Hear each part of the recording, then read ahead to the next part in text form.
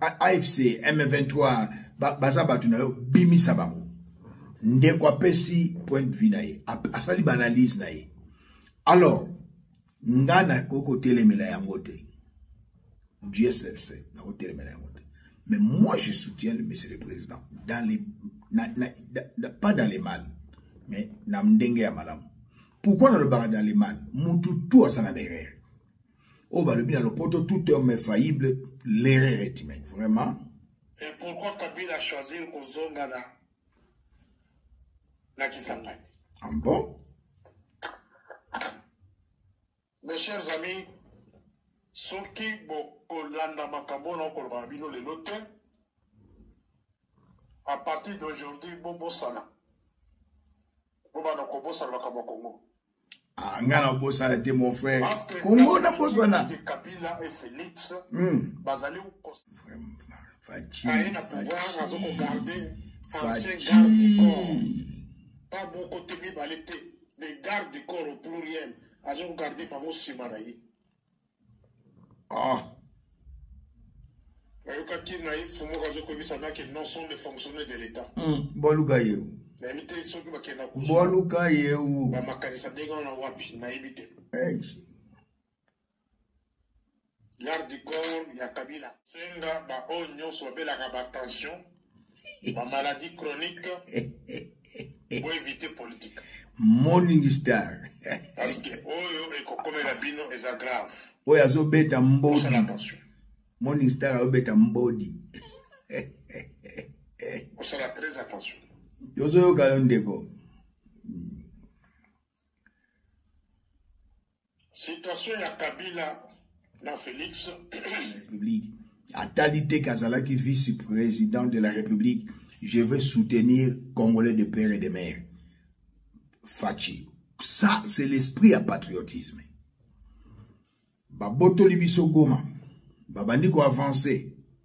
Et na tanga le pour soutenir mon mboka Félix Antoine Tshisekedi. Vous savez ce qui s'est passé? C'est le premier politicien dans le Congo dans mboka na biso même atanga ba papa ezala quitté. Popolipo. Bokota na ba palais, ba diaspora bokota na ba palais, ba combattant bokota na palais, ba congolais. Bosa monde entier na 5 continents mokili mobimba bo s'abonner na Congo Dialogue. Info ya sûr. Et repesa ma solo. Dialogue esengi boyokani, dialogue esengi bolingani. Dialogue esengi to sangana. Biso nyonso ba congolais toza na monde entier. To s'abonner na Congo Dialogue info. Esika nini bokomona mwana mwasi oyo aye na idéologie. Francine Ngembe. Bonjour, bonsoir, Nabaimboka.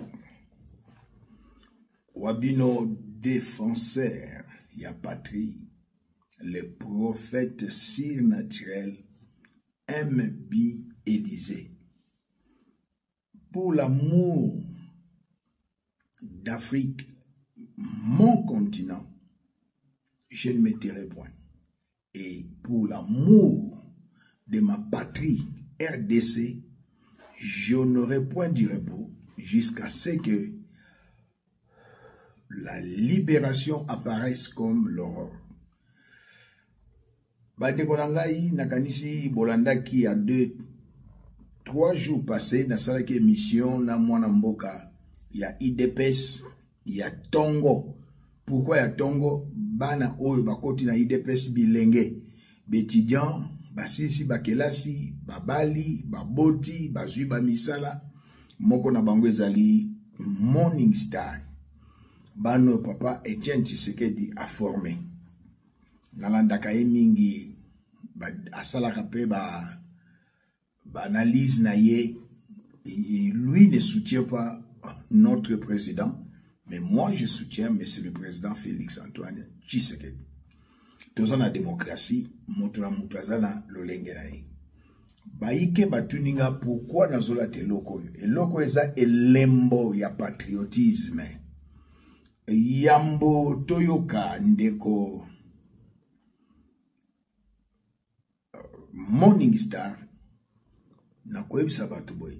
Patriotisme yango ne mo boko ya mboka. Celui qui est patriote, qui aime sa patrie, akolinga ko trahir mboka na ete, akolinga ko teka mboka na ete. C'est ça. Et natanga ba papa na biso. Le père de l'indépendance, il n'a jamais été président, mais père de l'indépendance, c'était Patrice Emery Lumumba. Il a prôné le patriotisme. Na génération na biso bana, papa Etienne Tshisekedi, Tumba Marcelo Amutombo, mon père, papa Ilunga Djibwe, papa Bomboro, papa Nendaka, na génération na biso.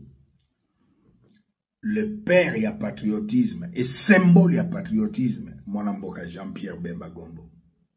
Yes. Afdel Akoti. Mwanamboka Jean-Pierre Bemba Gombo. Papa naye vivant. Jano Bemba. A quoi qu'on digérait en côté.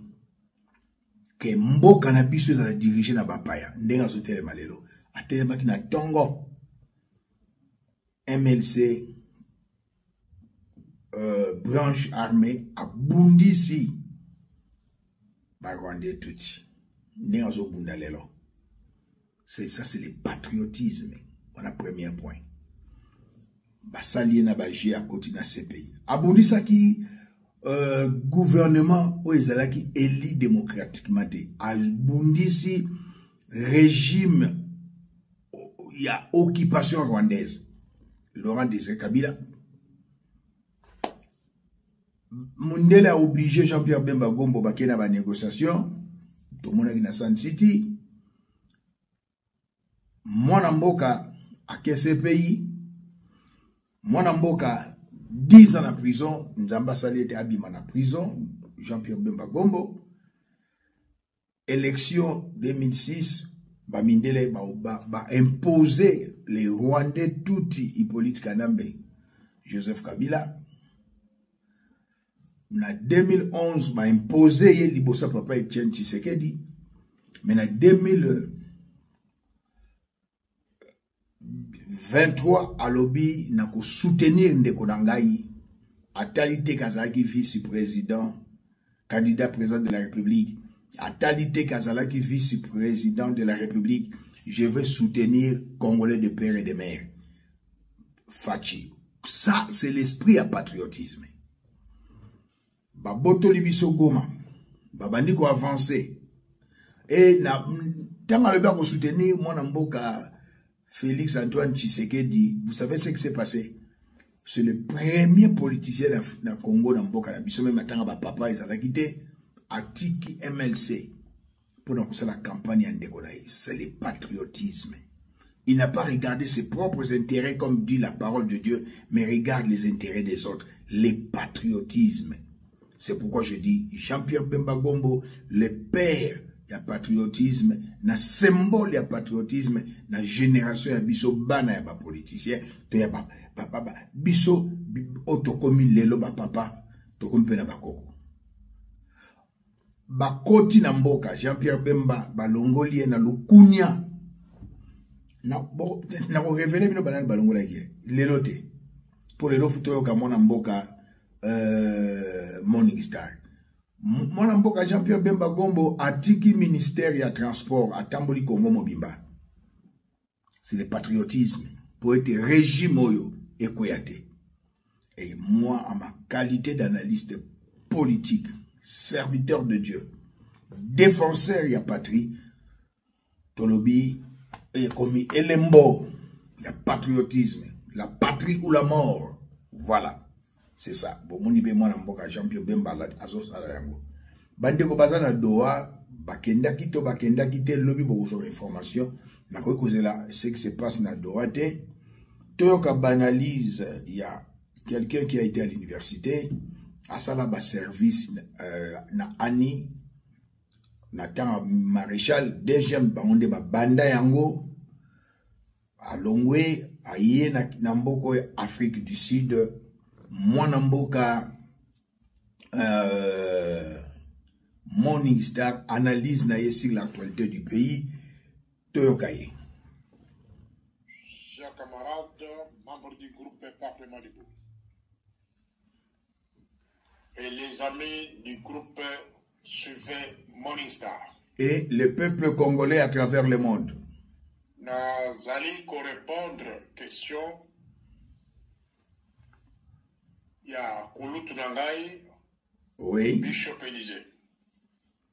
Il m'a posé la question de savoir qu'est-ce qui va se passer avec le retour de l'ancien président Joseph Kabila au pays. Et cette fois-ci, il a choisi de rentrer. Natunaki motuna wana po tout le monde en parle. Joseph Alobert Kozonga, Joseph Alobert Kozonga, ezali ya solo to lokuta to yoka mwana mboka. Et par la voix de Kisangani. Je pense que audio mingi, peut-être il pourra balancer ça sur sa chaîne Bishop Élysée TV. Yes, Prophète Élysée TV, chose faite. On a plusieurs séquences. Ok. Parce que Morning Star, Tolandaye, intellectuel, membre de l'IDPS, il y a Tongo, Natanga Papa. Réponse na kopesa de Bishop Élysée et Zali Moko.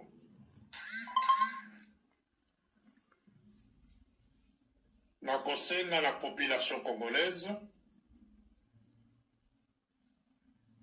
en particulier les membres du parti Obabengi IDPS. Bolanda bande kwa IDPS moko na bino ye. Ne pas prendre une position. Na niveau tokomilelo. Surtout la phase tokoti. Yes. Na kosenga ba onyo bela ka tension, ba maladie chronique pour éviter politique. Morning Star. Parce que oyo ekokomela bino est grave. Oyo azobeta mbodi. Attention. Morning Star azobeta mbodi. On sera très attention. Yozo kayondeko. Situation ya Kabila na Félix et comme yotobengi na français et comme casse-tête. Tozo kayondeko. La concerne la population congolaise, besoin parti pris. Yes. Besoin ni côté Félix ni côté Kabila. Mais besoin la côté ya République. Okay. Parce qu'à la lire vont les choses aujourd'hui, beaucoup moins que les deux individus, c'est vrai. Ça, c'est une interprétation de ma part. Oui, mais Toboyi, Mboke Kabolate. Comme la conclusion, bien. Tozolanda. Tozolanda. Émission combien lengi? Tous ont un dénominateur commun. C'est vrai. Qui est les Américains, qui est l'Amérique. L'Amérique, ok, je comprends. Félix Antoine Tshisekedi. Oui. Et Joseph Kabila. Oui. Basé dans un dénominateur commun. C'est vrai. Qui est l'Amérique. Ok. Tozolanda. Quand je parle de l'Amérique. Yes. Je vois les démocrates, je vois les républicains, ok, Montana Boigna. Batu Oyo Kabila a collaboré à Bango par le passé, pendant les 18 ans, 20 ans au pouvoir. Oui. Sont les mêmes au Bazasima Félix. C'est vrai. Peuple congolais Yoka. Batu Oyo, Bazasima Kagame, Namuseveni, sont les mêmes au Bazala Simaya Félix, et Bazasimaya Félix. Peuple congolais Yoka. Et Sima Kabila. Félix utilise Bato Kabila. Ah bon? La preuve, quand il est arrivé au pouvoir, oui, à maintenir l'armée à Kabila. Ok. Tous les officiers militaires rwandais qui Kabila avait laissé dans l'armée, oui. Félix a maintenu Bango. Là, je suis d'accord. Il n'a même pas pensé que Bato a construit un danger pour la République. Douana tozande nandimi. Tilelo. Baza partout. Nazali kopesa bino ba point par point pour Oui. comprendre que de bino wapi. Tout à fait. À son arrivée au pouvoir, Félix n'a pas voulu changer les officiers étrangers laissés par Kabila. Oui. Au contraire, il a renforcé leur présence. Peuple congolais Tolanda. Yes. Comme qui? Les officiers rwandais. Comme qui? C'était le nom, par exemple, d'Obedo Bashira. Il était caporal. Il était caporal. Là, tu as raison. Bien sûr, mais quand il est arrivé à Matsibango, Ephraim Kabi, tous ces gens-là étaient loin. Mais elle a passé ma poste clé. Vraiment. Amplifier. C'est pas possible. L'influence de tout type au sein de l'armée. Voilà Jézabel de A gardé garde du corps. Des gardes du corps à Kabila. Comment on est là? Il faut être naïf. Vraiment, vraiment. Un président de la République élu vraiment. a un pouvoir à garder ancien garde du corps. Pas beaucoup de balité. Des gardes du corps au pluriel. À garder par mon simaraï. Ah. Non sont des fonctionnaires de l'État. Boluka yeu. Boluka yeu.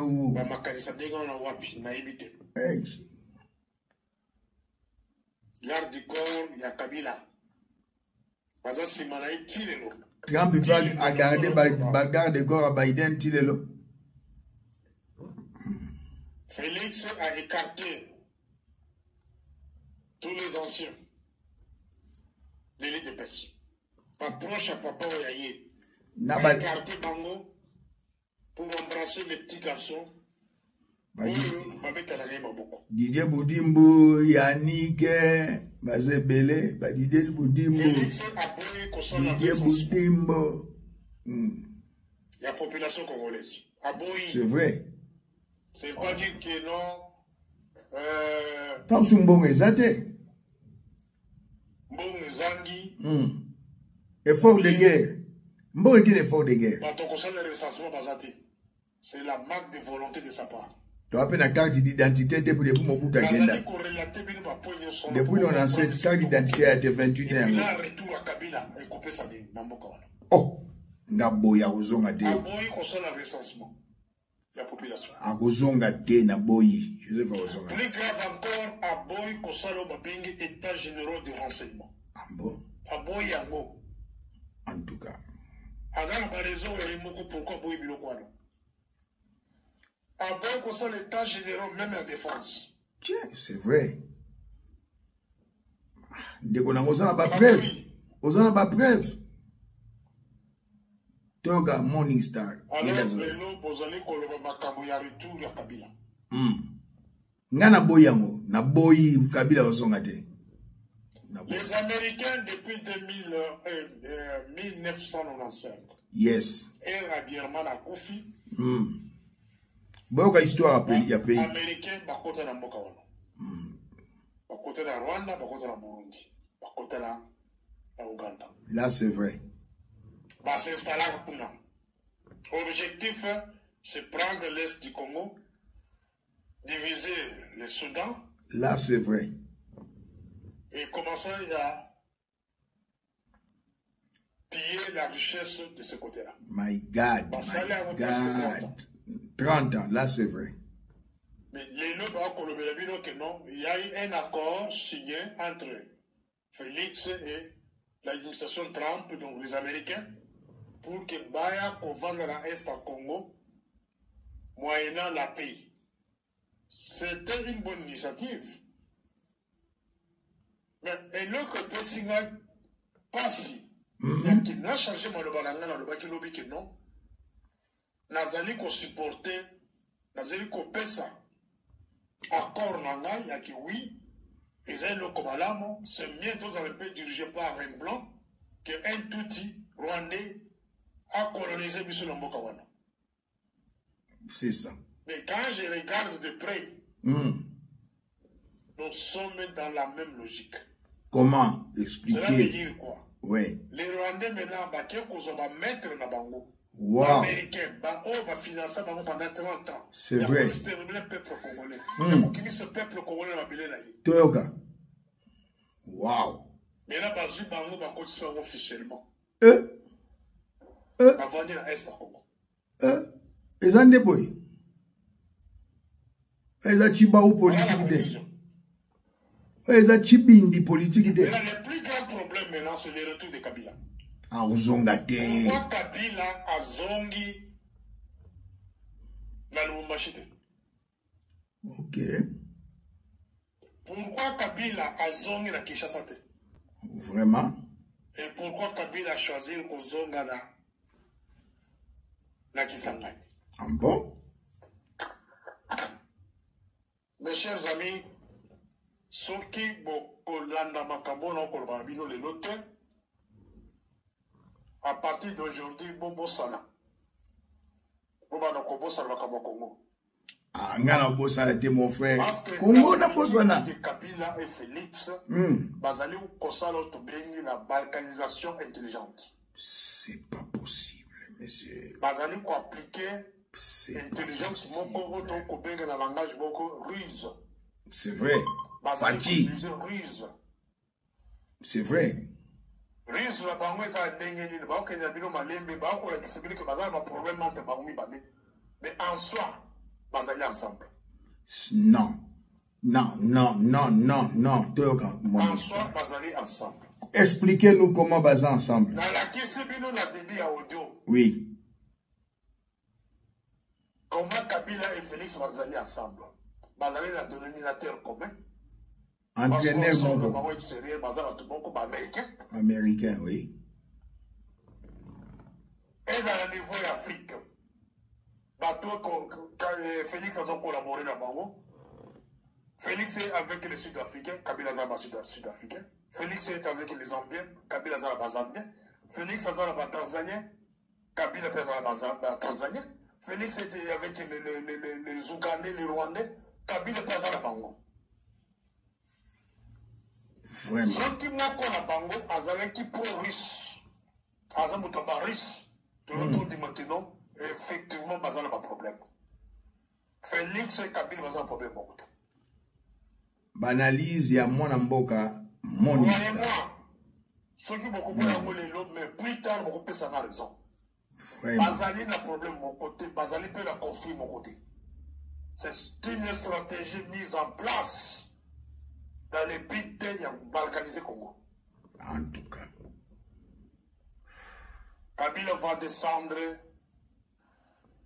à Kisangani. Déjà balancé ballon d'essai, batala, par réaction à la population.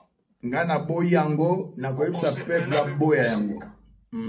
Toza nganzi ya danger, nganzi ya danger. Il a l'appui de l'Ouganda. Oui. Il a l'appui des militaires rwandais qui sont déjà dans les barrages là-bas. Et les militaires en question, la plupart vont dans la Centrafrique, la République Centrafrique, la Bangui. Beaucoup de militaires rwandais là-bas. Merci Ndeko Morningstar. Tolandi Ndeko Morningstar. Motona muto ayebi koma koki ko maloba oyo, surtout bato mitu ezosala lokola biso. Il y a la ligne dans le beloko ya motuya, je suis serviteur de Dieu. En démocratie, Toboy insulte. Lui ne fait pas ça, analyse naïe. Jamais na plateau nanga. Prophète Élysée TV na kolinga mutuya ya pona mafinga contre le chef de l'État ou bien mutu mususu na olinga mote. Je suis un serviteur de Dieu. Et le serviteur de Dieu a zali église.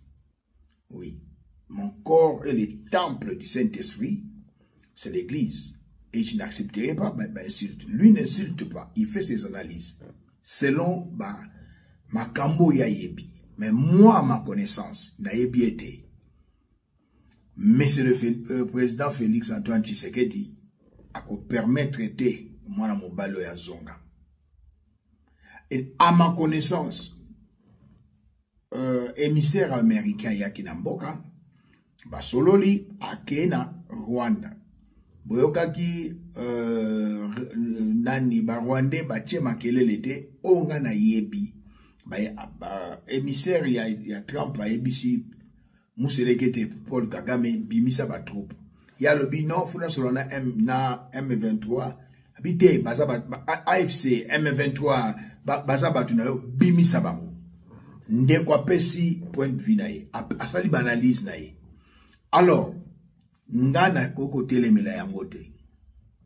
GSLC, na koko telemela yangote.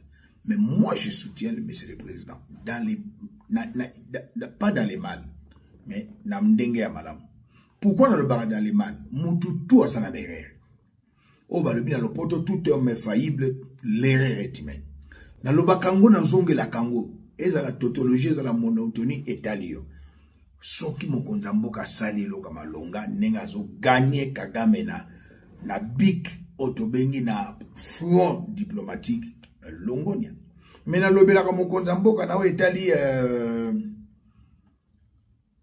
chaîne à commandement Bukavu Goma Walikale a changé kate. Et ce qu'il a dit à propos ya ba soldat Oyo Joseph Atika tout le bangonde bazali na chaîne à commandement le général Tumba Ephraim Gabi Rwandais touti bakomana bango ba soi-disant mushi Oyo azali na DGM Rwandais touti Rola Kachantel bakomana bango ba mushi. Je suis d'accord avec lui, mais que Kabila Zonga, je dis non. Sur ce point-là, je dis non. Ça n'engage que lui. Qu'un peuple congolais, boya Kabila Zonga. 15 millions de morts. Des femmes violées. Siège à IDPS, Batumba. 6 personnes bakoufa. Tozo na baboma Batumba. Presque Mba Congo. Boudidia Congo, peuple congolais, Kobo Sanate. Kobo Sanate, Boudidia Congo. Peuple congolais, Kobo Sanate, massacre Nakamwena Sabou. C'est Joseph Kabila. La société nous soit l'État à s'allier parallèle. C'est Joseph Kabila. Peuple a eu histoire n'a été hasard peuple de. Tokoko Ndimate, un Rwandais tout de père et de mère, revenir encore chez nous, N-O-N à majuscule. Tout élément, tout bunda, tout sikola mboka na biso. Tout élément, tout bunda, tout sikola mboka na biso. Tous à la lokola mona mboka, Igwe, le père, il y a patriotisme et la génération na biso. Le symbole, il y a patriotisme et la génération na biso. Na gouvernement ou bazali mibale, ministre affaires étrangères Wagner Longonia et ministre il y a transport Longonia. Mwandiam Vita Mawato Chijem aibelo rote. Ba Jacquemin ba aibelo rote. Mona mobalo azape na ba défaut na ye ministre de la justice ba vandelier na ba Rwandais touti o bazo bazu mboka en otage. Mais une chose est vraie, na ina sa peuple congolais. Tout là. Mais je vous ai dit, les 7 ennemis du président Félix Antoine Tshisekedi, il y a des Rwandais ici au pays. Cabinet parallèle, il y a épouse Naé Denise Nyakero. La Rwandaise est toute. Je ne peux pas l'insulter, mais je dis la vérité. Hein? Batouana Paul Kagame, abimisi ba troupe, ba Rwandais, ba tiki, bazana mboka, ba tiki pe président Kimia. Nilotique. Atika président Kimia. Bazali na gouvernement, bazana police, bazana armée, bazana aner, bazali partout. Et mon continent bango, cabinet parallèle dirigé par l'épouse du président, qui est rwandaise touti. Non, il y a un danger. Quand je dis dans une Morning Star à l'obé à Kisangani, moi je dis à tout ça l'attention. Ce que moi, il à minuit, mais à 18h. Ce que le Béroyana, Bamsou va le Béroyana, Nagoma. Goma est déjà occupé. Ce que le Béroyana Kisangani, à quoi il fait à partir de Kinshasa? Ma généraux n'y a pas de bon monioana. Bazalik n'a pas été. Mon côté président Félix Alongola Bango. Il peut encore, à quoi continuer par Brazzaville pour s'asseoir en traître. Tout ça l'attention. Tout ça la prudent. Tout ça la très prudent. Pour l'Américain. Signer accord na président. Président signé Abongisa accord Joseph Fatika qui n'a pas chinois Amabe. Président Abongisa. Nous, je suis d'accord avec le président. Ils allaient guerre moko to bengi na lopoto économique. Les Chinois se retrouvent. Les Américains viennent, ils vont aussi se retrouver. Et les Européens, ils peuvent éliminer le président. Le président Abeli, Bacheli Ndikila, côté Ndikila, c'est facile. Parce que la Rwandaise est là, son épouse, Jezabel. C'est le président qui tous à la prudent. Tous à la prudent. Tout longi, mais tous à la prudent. Ville à Kinshasa, tous à la prudent. Je vais vous balancer quelque chose pendant que Monsieur le Président Fachi Azobunda pour Namboka Nabiso, en principe, conseiller à moi si y a président, il y a des Bosso Ezali, épouse naïe. Mais elle est dans la distraction, Denise Nyakero est dans la distraction. Pour Nazola Sabine Ezali, biloko ya ni Sandra Mudimbi Gloire. On peut mettre la page il y a Facebook Sandra Mudimbi Gloire. Bon, comme Makamba Sony Tolanda. Ezali Sandra Mudimbi. Asolana Sylvie Mulumba. Sandra montre moko boya pesa ka cadeau. Boya na mwana Bruxelles bokenda kotalisa. Olobio achela écouter na kati ya montre. Soki montre. Oh Sylvie. Na ngona bodio.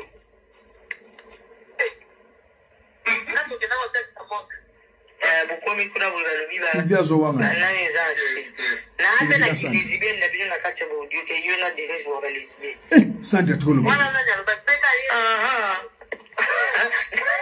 Sandra Tikolo baboy pardon ngana yebi Olive Lembe.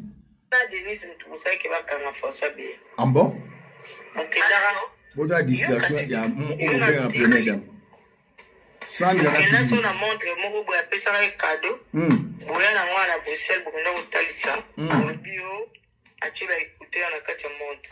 Soki montre. Sandra. Moi Sylvie. Na ngona bodio. Sylvia Zoloba. Bukomi kuna bolobi ba na ezasi. Na pe na lesbienne na bino na kati ya bodio. Non, Sandra, ne dis pas ça.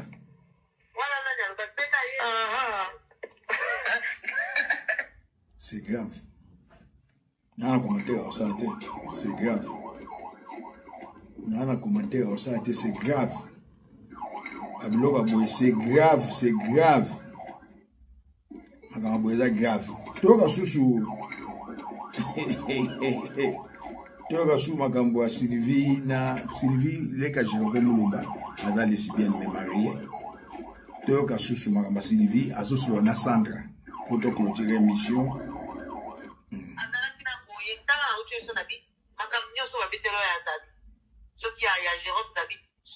Jérôme Zabi. Kala 18 ans.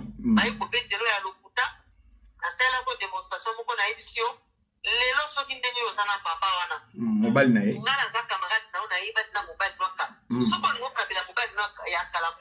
Est-ce qu'il faut son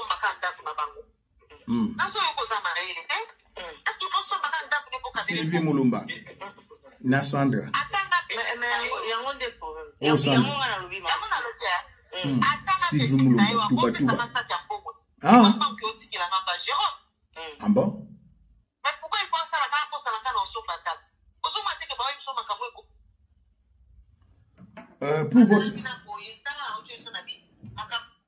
Pour votre information, Jérôme Nzabi, mon général Nzabi, n'a 18 ans, Azalaki, copain, il y a Denise Nyakero. Et là, il y a Anton Nzabi, Basalaka na Denise Nyakero, na Bruxelles, sur boulevard Léopold II, na commune à Molenbeek, na café Fougas. Alors, Jérôme Nzabi, Azana Vinae, Denis Nyakerope Abali, mais chose bizarre. Na Babiso Balubate, Biso Babandu. Denis Nyakerope prend $200,000 à Tindi Epa Nani, moi, sur lesbienne, Sylvie Moulumba, Keno Pesaji, Jérôme Nzabi. Jérôme Nzabi, elle on est ici la rate. Par exemple, moi, c'est présidente. Banga Pego, on a eu un blog à 18 ans, 19 ans. Il y a un le bien $200,000 de mise à un bon l'État. Yango. Ce qui a Jérôme Nzabi. Ce qui est solo, il y a Jérôme Nzabi. Et ça m'a campé à 18, 19 ans. Voilà.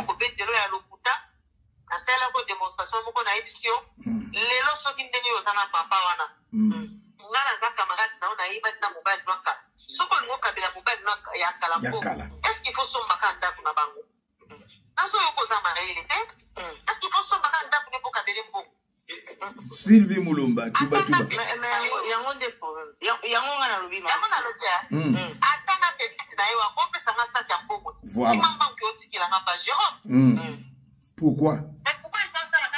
Une femme mariée à Zimbongo a Tindiba na Sylvie Moulumba qui pesa mobile na kala Jérôme.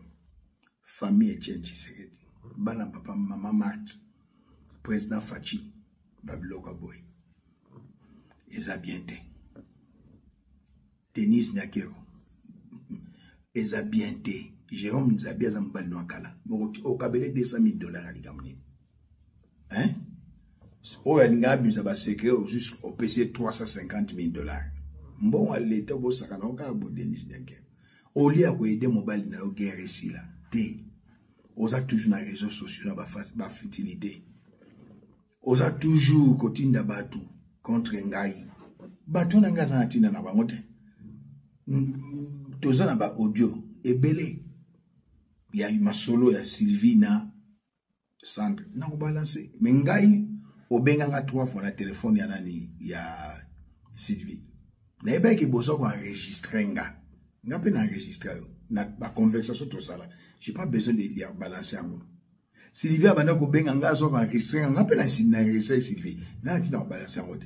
Mais dans zo balancer oyo yebani. Jérôme Nzabi oyebisa ki Sylvie kaza Diego Kauna yo. Ce n'est pas ça, c'est ta vie privée. Mais on a $200,000 na ndako Fachi. OK, on paie ça Jérôme. À suivre.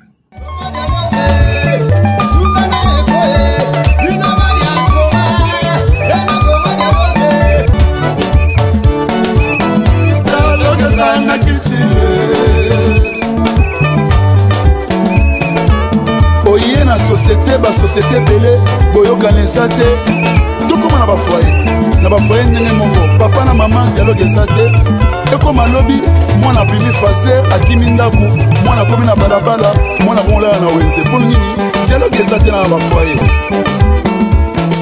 omoni lelo mindele basanganaki basali héros mbongo ekomi makasi mpona dialogue nde esali dollar lelo esala makasi dialogue nde esali lelo livre sterling ezala makasi yango moni dialogue eza nécessaire na vie na biso dans tout ça dialogue eza unitaire tcha Congo dialogue tosaboni biso nyonso na Congo dialogue sérieux te